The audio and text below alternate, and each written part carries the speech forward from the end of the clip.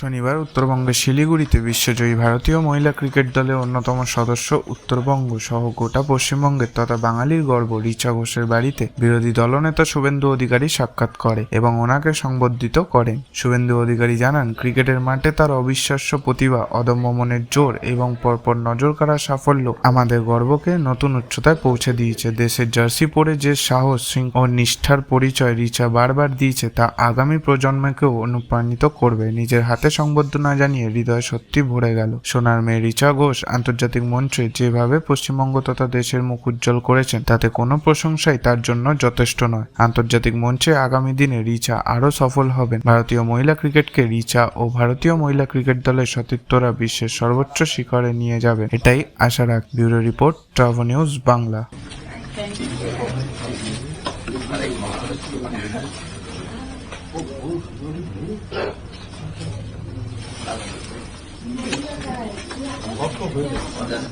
বড় আদিবাসী নেতা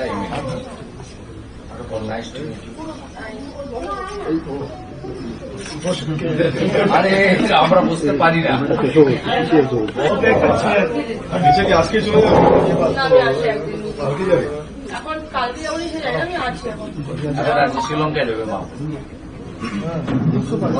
ইন্টারেকশন করে দিলাম। প্রধানমন্ত্রী কি বললো আমরা দেখতে পাই ক্যামেরাতে?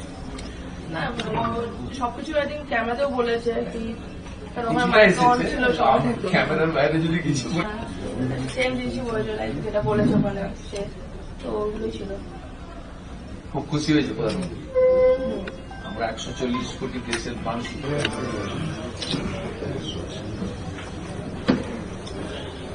প্র্যাকটিস করা হয়। এখন বাবাই আবার ঠিক করেছে কলেজ মাঠটা বাকি জানি খেলতে ভালো হয় সুন্দর বলে।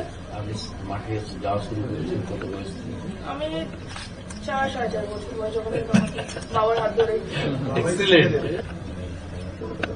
কলকাতা আমি জানি যে আমাদের কোচ আছে আমার মেনলি তিনটে কোচ আছে